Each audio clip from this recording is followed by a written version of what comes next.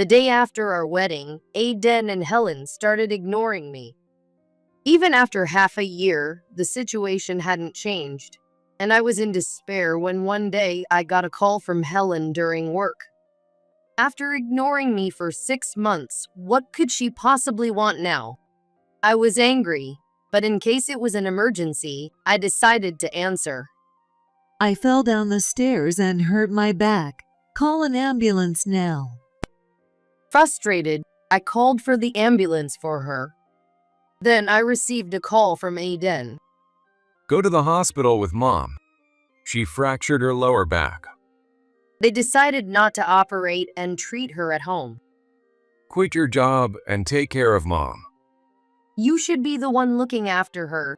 She's your mom. It's the daughter-in-law's duty to take care of the mother-in-law.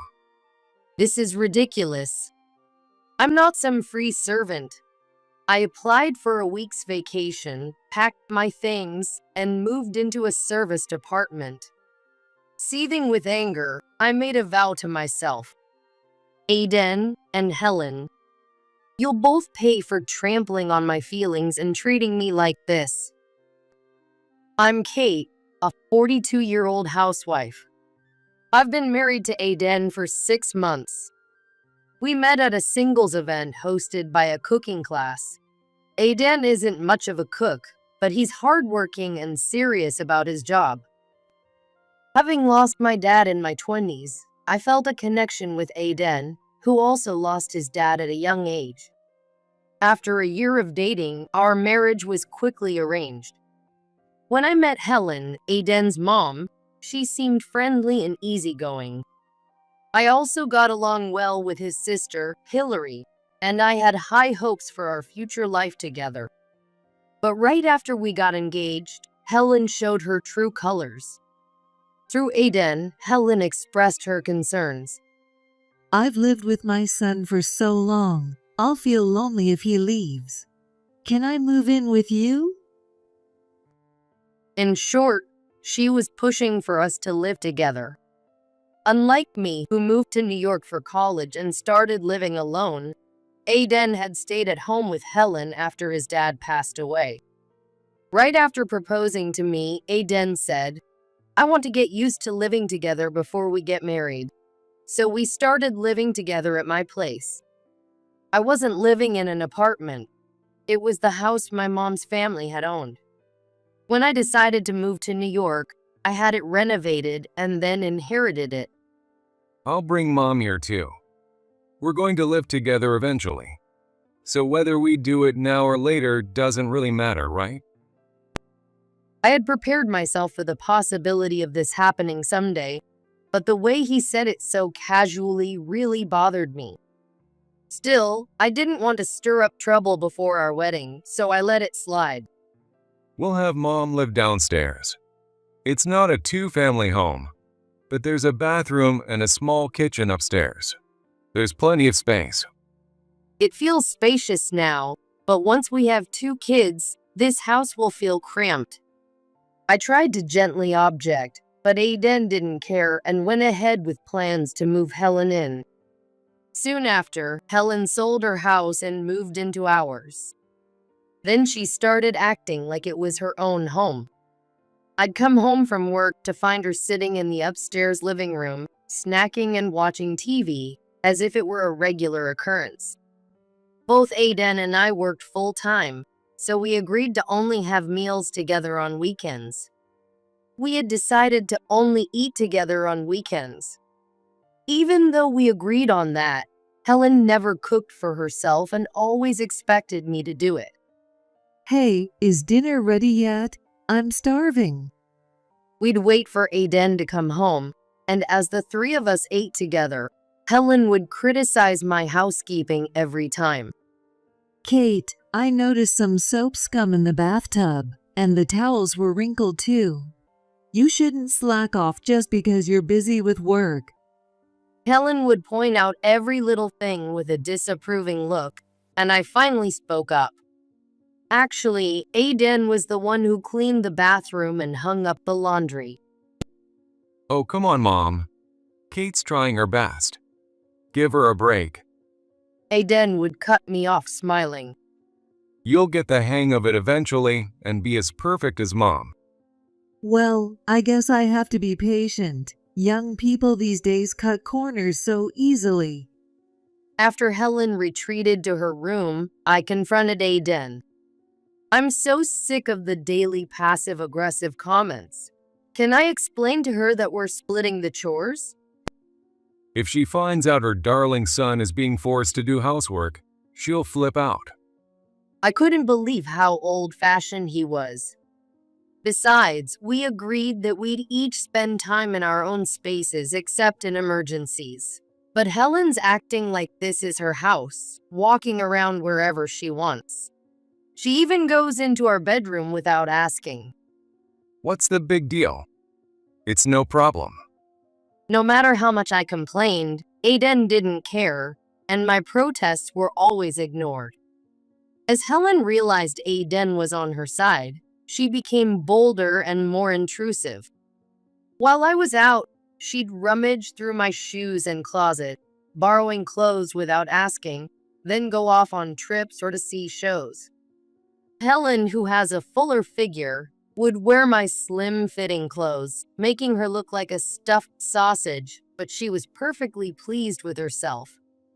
Naturally, my clothes would come back with hooks and buttons popped off and the fabric torn. I protested to Helen, saying, "Please stop," but she ignored me. When I tried to discuss it with Aiden, he suddenly had more overtime or business trips and wouldn't pay me any attention. Family members or sisters often share clothes, right? It's like we're a close-knit family, which is nice. But as I tried to push back, Aiden furrowed his brow and cut me off. I'm busy training our interns at work. Don't bother me too much. While I was struggling with this, one day I got a call from Hillary inviting me to lunch. When I first met Hillary, we quickly bonded over our shared love for the same anime, as we discovered through our phone screens, and we became friends. Since then, we've been having lunch together or going to events like close friends. That weekend, I met Hillary at a cafe and told her about Helen, and Hillary frowned deeply. I'm sorry our mom is causing you so much trouble, Kate. Please don't apologize, Hillary. I'm just not handling it well. Hillary furrowed her brow and shook her head. She looks down on those in weaker positions like daughters or daughters-in-law, but she's always doted on Aiden. She propped her chin on her hand, staring into the distance. Aiden was pampered just because he's a man. He was forgiven for anything and always got special treatment. Is that so? Hillary spoke with a voice full of frustration. I wasn't allowed to attend cram school or take extracurricular activities, and our parents didn't pay for my college. So I studied desperately and went on to college with a scholarship. But Aiden was enrolled in a prestigious prep school and went to the private university he wanted. Hillary spoke in a gloomy voice, concluding with a sigh. I'm happy that you become my sister-in-law, but I wouldn't recommend marrying Aiden. Oh, wait, you've already registered, haven't you? Yes, our wedding is in 6 months. Hillary frowned and muttered. I wouldn't want a mother-in-law like that. No way I'd live with her, not even for money. I nodded at Hillary's words, but I didn't have the courage to break off my engagement to Aiden. I had already asked a colleague to give a speech at the wedding, and the invitations had been sent out. Besides, if I said the reason for breaking off the engagement was because I didn't get along with Helen, it would just seem like a selfish excuse. 6 months later, still smoldering with anxiety, I got married. During the ceremony, the congratulatory messages from the guests, the glittering scenes, and the smiles of my mom and friends lifted my spirits, allowing me to forget my frustrations with Aiden and Helen for a while.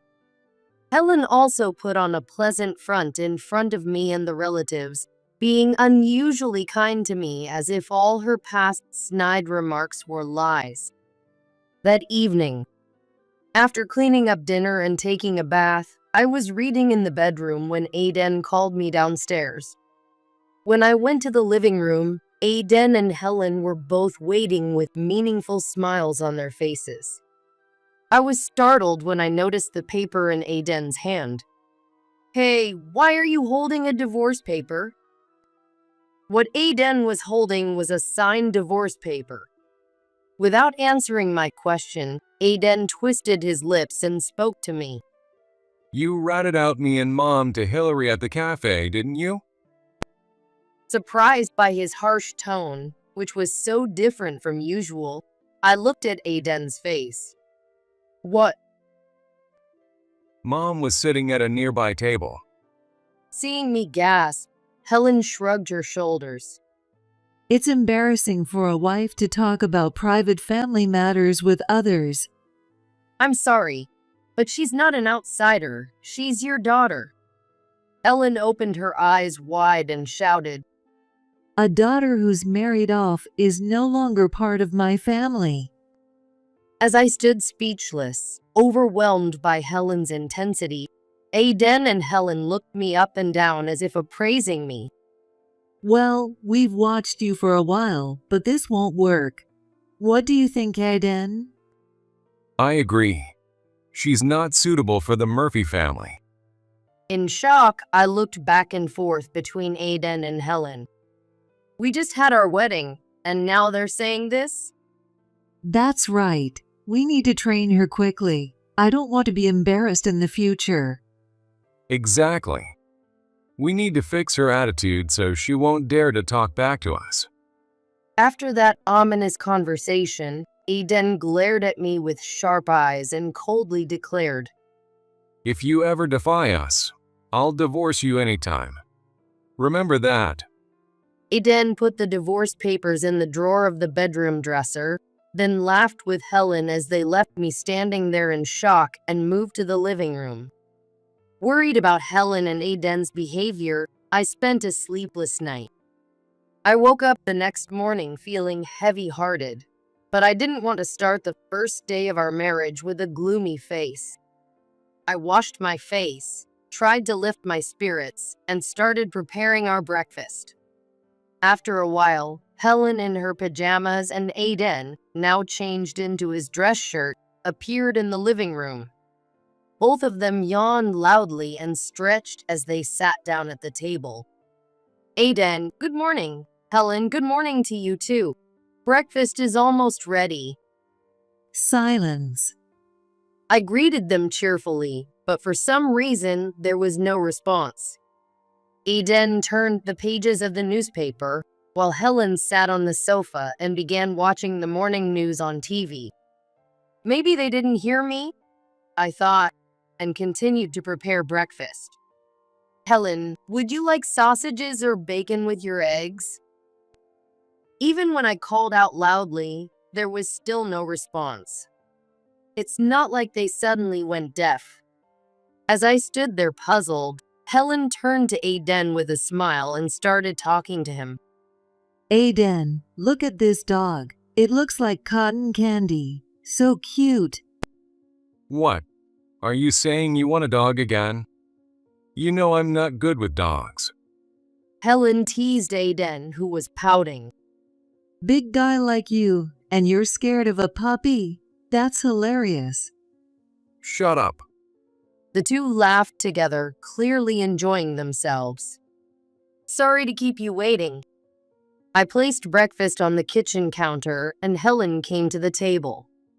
They toasted some bread, put some fried eggs on plates, and finished their breakfast while chatting. I felt an overwhelming sense of discomfort at their behavior. These two were pretending not to hear me, avoiding eye contact as if I didn't exist. They acted as if I wasn't there, talking and laughing as they ate together. After finishing their meal, Helen and Aiden left for work and a walk, respectively.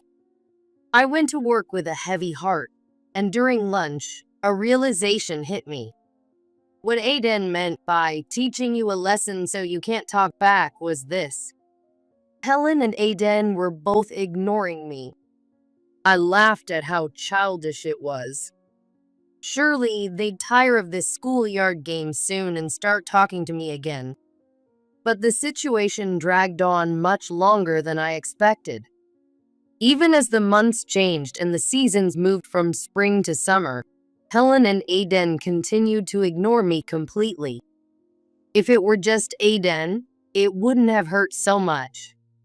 But seeing Helen and Aiden happily conversing while I was left out hurt deeply. Whether they were together or apart, they both consistently ignored me. I tried desperately to engage them, plastering on a smile and talking to them daily. Today didn't work out, but tomorrow they'll probably talk to me, even if it's with an annoyed expression. This self-reassurance before bed became my nightly routine.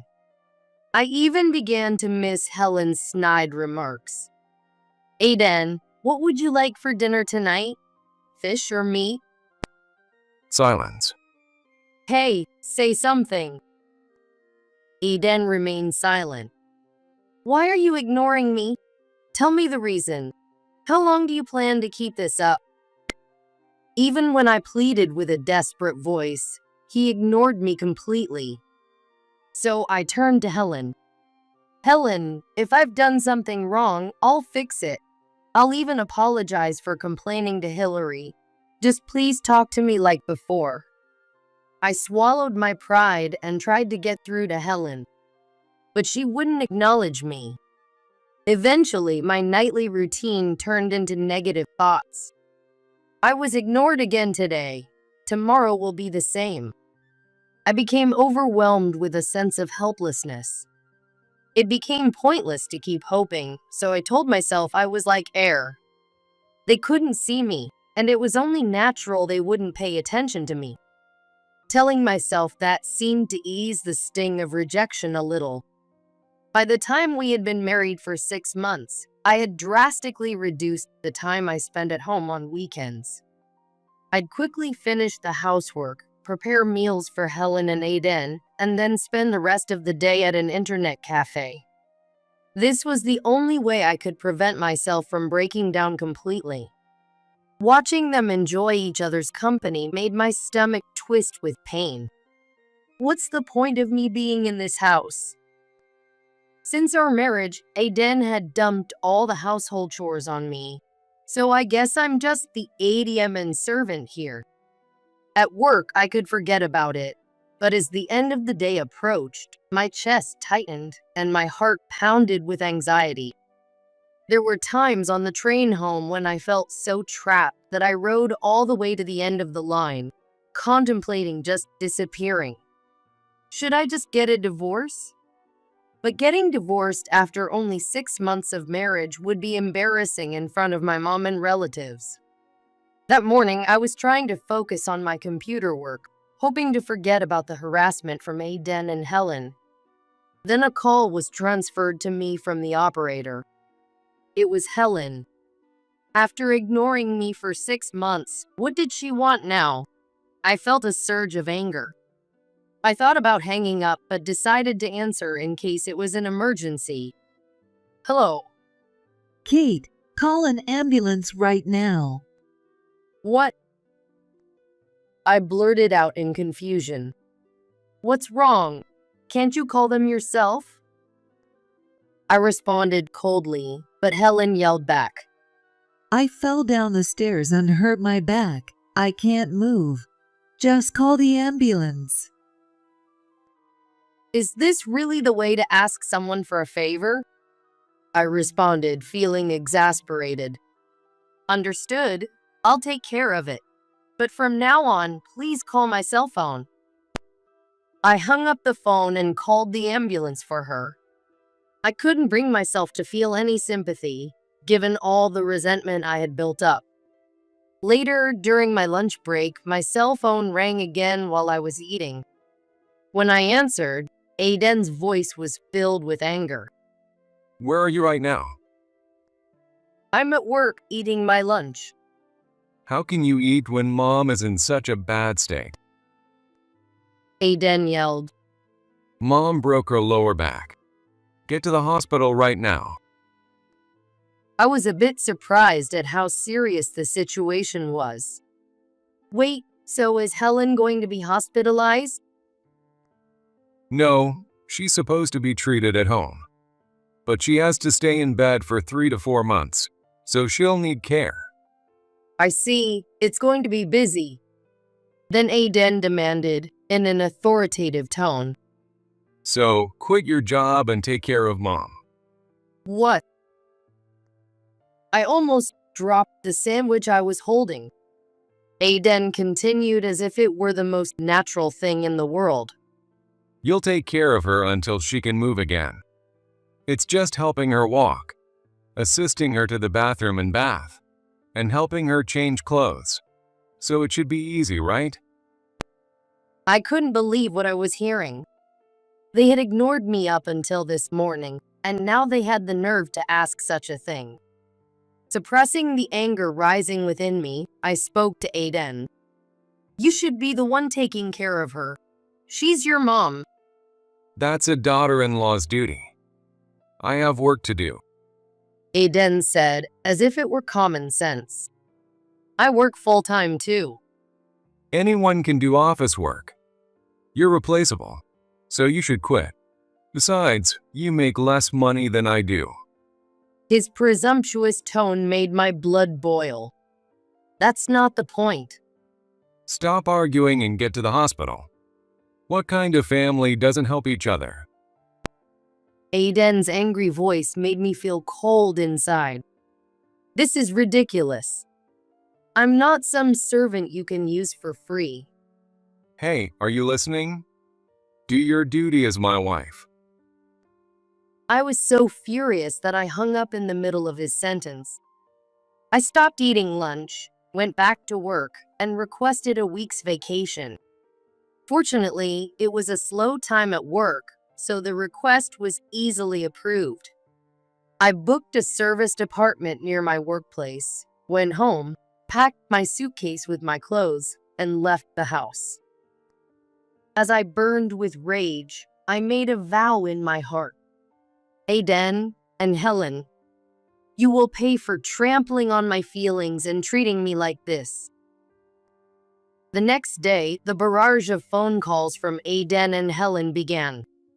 Whenever I checked my phone during lunch break or after work, there were dozens of missed calls and messages. Helen, with nothing else to do, would call and send messages at all hours, even in the middle of the night. After ignoring them for 3 days, I finally answered one of Aiden's calls, annoyed by the constant ringing. What do you want? Where the hell have you been while mom is in such a state? Get back here and do your duty as a wife. Duty? I played dumb and Aiden exploded. Of course, taking care of mom. We're struggling without you. She needs help just to go to the bathroom, and helping her bathe is a nightmare. I even have to buy ready-made meals. We're spending extra money on medical bills and renting a care bed, and now this unnecessary expense. Oh, it sounds tough. Good luck with that. Why the hell should I be doing this? Get back here and take care of mom. Were you planning to repay our kindness with betrayal? His absurd words made me want to laugh. When exactly did I receive any kindness from you? All I got were insults, snide comments, and then being completely ignored by both of you. That's what I remember. Let's just put the past behind us. Don't you understand the spirit of helping each other? His continued arrogance made my blood pressure rise. You two are so close.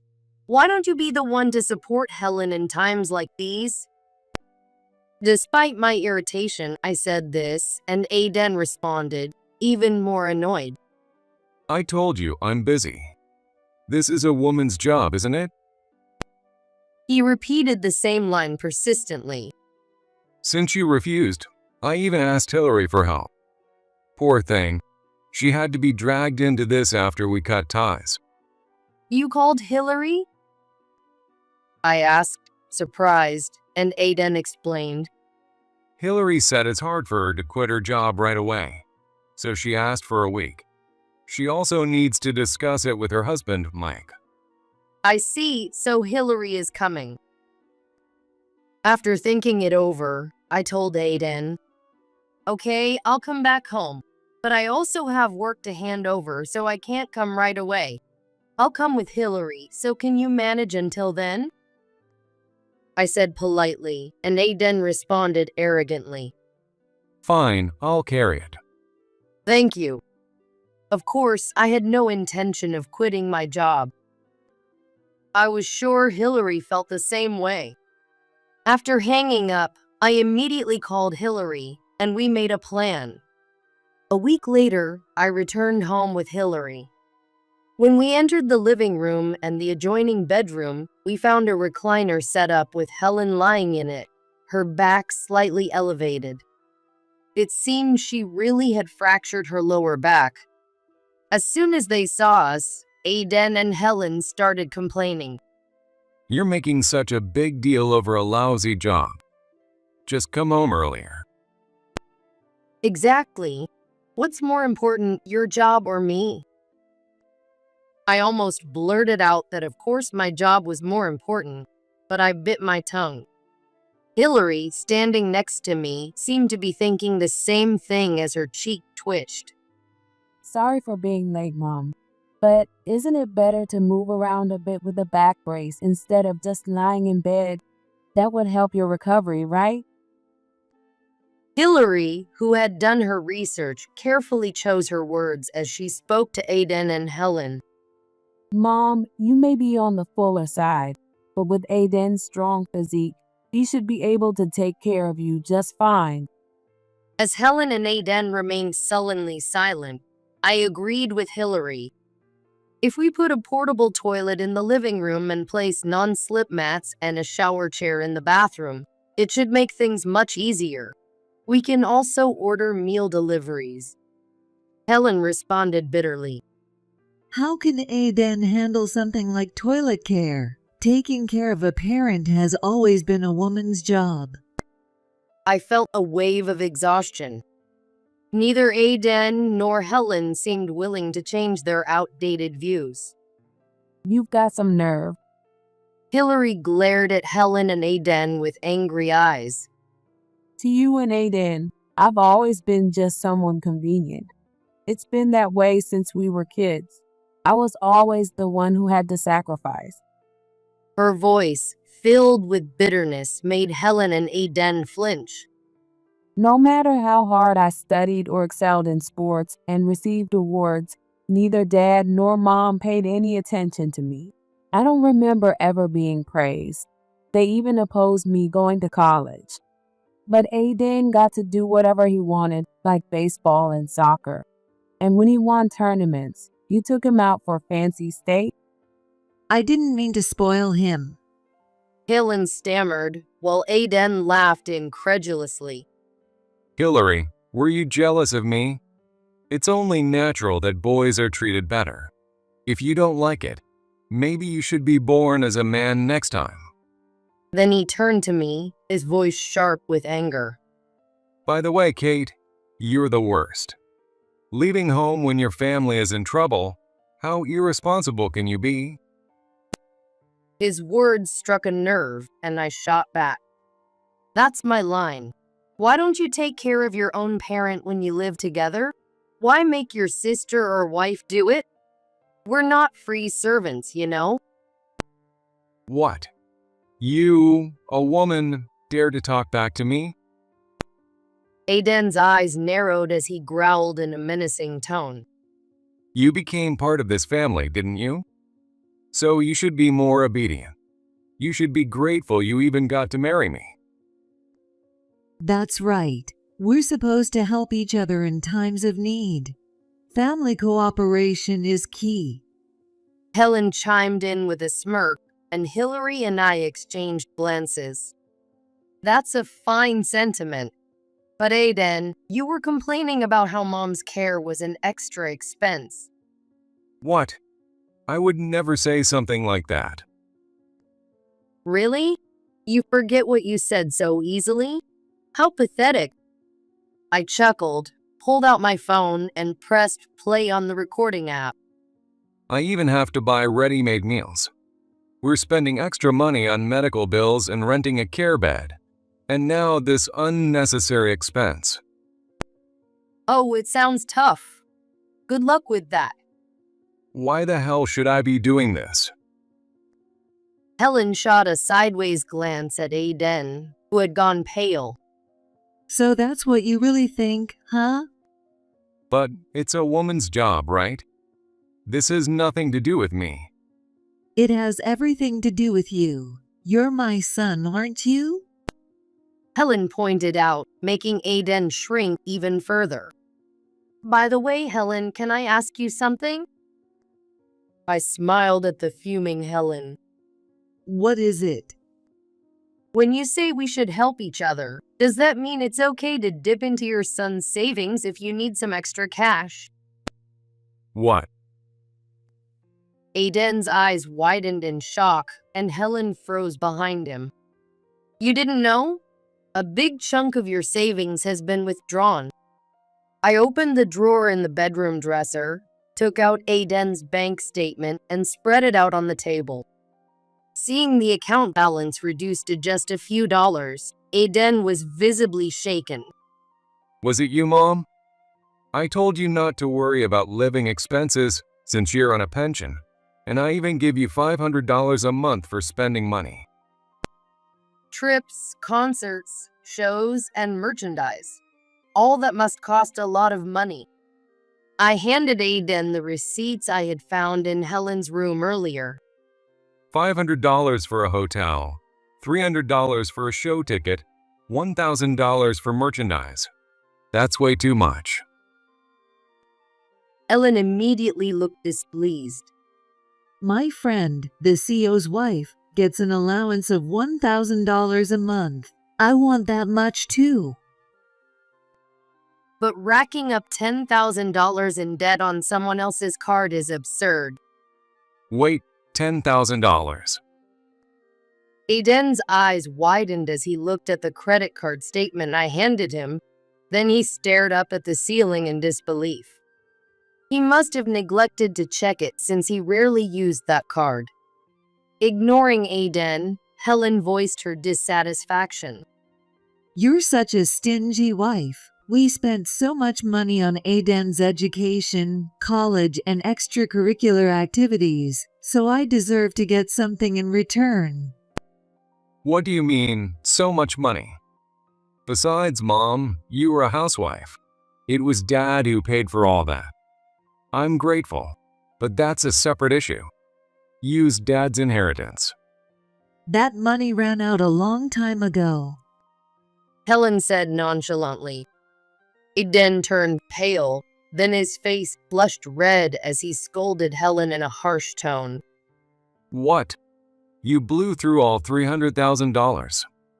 That's impossible. Wait a minute. Half of that was mine.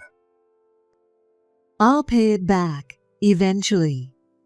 Even Helen looked uneasy as she glanced at Aiden, whose face twisted in anger. He clutched his head, then sank to his knees with a pathetic look on his face. What do I do? I was counting on that inheritance to pay off the other credit card debt. Suddenly panicking, Aiden stood up as soon as our eyes met. He grabbed my arm tightly and started babbling with bloodshot eyes. Kate, you'll help me out, right? We're family after all. We should support each other in times like this. Support each other? What do you mean? I asked coolly, and Aiden, still laughing nervously, made a ridiculous proposal. You've been saving since before we got married, right? You must have a decent amount by now. So, pay off the debt for me. I know you make less than I do, but you've got enough saved up. I felt a headache coming on. Had he forgotten everything he'd put me through?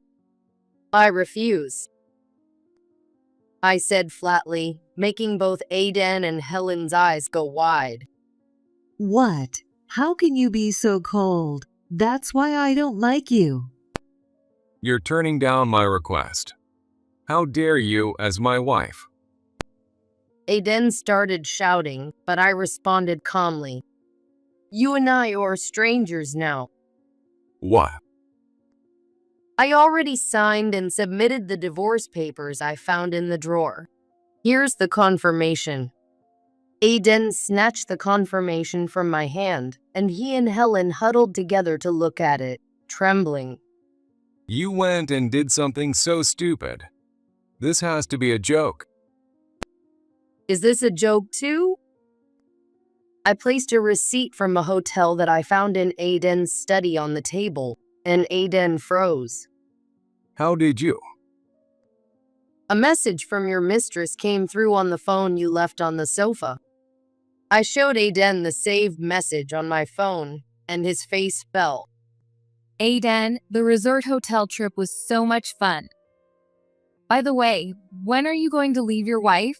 I can't wait to get married. I want to be with you too, Julia.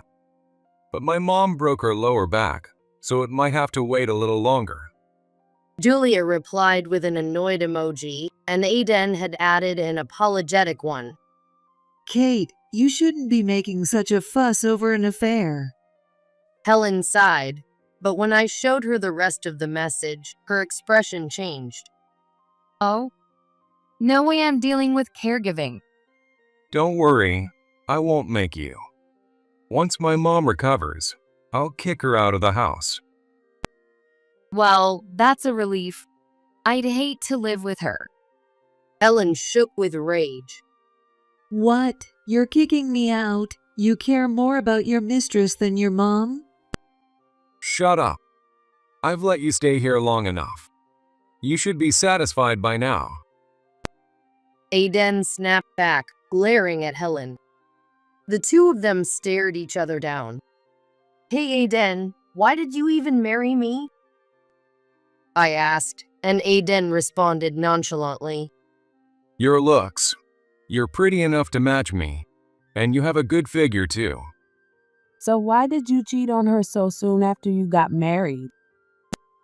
She's younger and more my type. Can't help it. Aiden leaned back, acting smug. It finally made sense to me. That's why he didn't feel any guilt teaming up with Helen to ignore me after we got married. Taking a deep breath, I turned to Hillary with gratitude. Thank you, Hillary. I've got Aiden's confession recorded, so now I can file for alimony. Helen and Aiden's eyes widened in shock. Wait a minute. Not only did you file the divorce papers behind my back, but now you're demanding alimony too? I didn't do anything wrong. I absolutely refuse to pay. I was utterly disgusted that, even at this point, they showed no signs of remorse. Feel free to refuse. Oh, and by the way, I sent a recording of your abusive words to the manager's wife, including the part about your affair and harassing the interns. Aiden and Helen blinked in shock, their faces turning pale. The manager's wife. You know her? Did you forget? She was the instructor at the cooking class where we met. Aiden finally realized what I meant, and he was at a loss for words. His mouth opened and closed, but no words came out. She was furious that you humiliated her. She said she'd report everything to the manager right away. You might lose your job. Helen let out a scream and grabbed my sleeve. Kate, I'm sorry we ignored you. I was just jealous because I felt like I was losing my son, so I acted out. Please, Kate, let's start over. If you don't help us, both Mom and I will be buried in debt and end up on the streets. Aiden pleaded tearfully, clinging to me. I shook off their hands and coldly dismissed them. I don't care what happens to you. You two can work together to pay off your debts. Your family, after all. Then I added, and by the way, this is my house, so I want you out. If you don't leave quickly, I'll have you forcibly removed. What? I'm injured and you have no heart at all. Helen whimpered, on the verge of tears, and Hillary joined in. That's rich coming from you. You used up Dad's inheritance without giving me a single cent, and now you expect sympathy? I thought you didn't need it. Helen stammered weakly. As of today, I'm cutting ties with you as well. Do whatever you want from now on. Leaving Aiden slumped on the floor and Helen sniffling in her bed. Hillary and I walked out of the house. I submitted all the evidence of Aiden's affair, along with the recordings of their insults and mistreatment, to my lawyer. When I demanded alimony, they finally gave in and paid the $30,000 in one lump sum. Since they didn't have that much money on hand, they borrowed it. They resisted leaving the house, but when I said, I'll take this to civil court, they put Helen in a rented wheelchair and moved to a rundown apartment nearby. A few days later, Aiden was fired from his jobs. According to the manager's wife, complaints from the interns had been piling up and Aiden's dismissal was already in the works. Unhappy with his demotion to a regular employee, Aiden lashed out at his junior colleagues and eventually quit.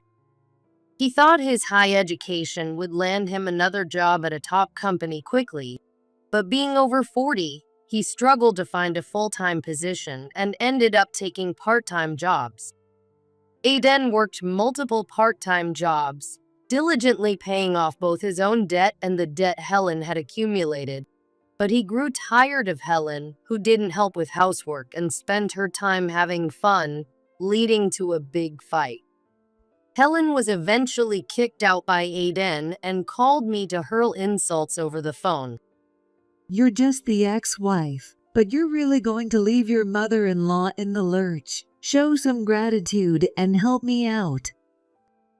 Realizing that reasoning with her was pointless, I blocked both Helen and Aiden's contact numbers. I also filed a claim for alimony against Julia, knowing she had been involved with Aiden despite knowing he was married.